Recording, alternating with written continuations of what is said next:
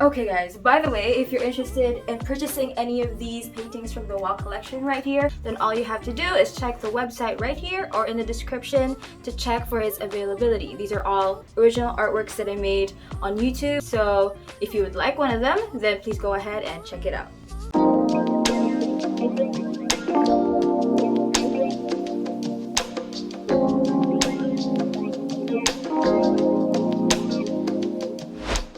So this is actually the first time I've ever painted on a wooden panel, so in this video I'd just like to share with you guys exactly how I did it.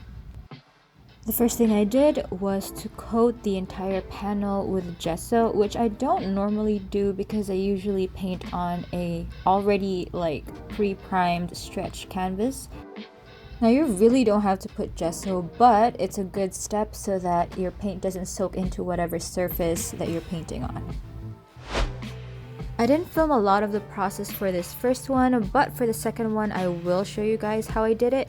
I have to say though, painting on a wooden surface is actually very smooth and I like the texture and the feel of it, so I'm pretty sure I'll be doing more of it soon.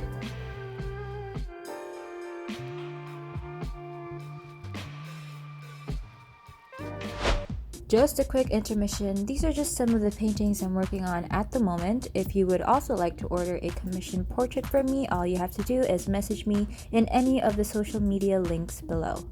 Now back to the paintings. So the one I'll be working on is actually a heart-shaped wooden panel. I decided to use a palette knife for the background because I wanted to make it look sort of like wood, like a fence maybe. And I like the texture that the palette knife gives. Next, I'll be using modeling paste and mixing it in with my paint. What this does is it adds texture, and it's especially good when you're using a palette knife. Instead of being just a flat painting when it dries, it's going to have a lot of texture, lots of ridges that the tool marks will leave behind. I don't really use palette knives that often, so I'm not super skilled at it yet, but it's something I'd like to work on because I really like texture in my paintings.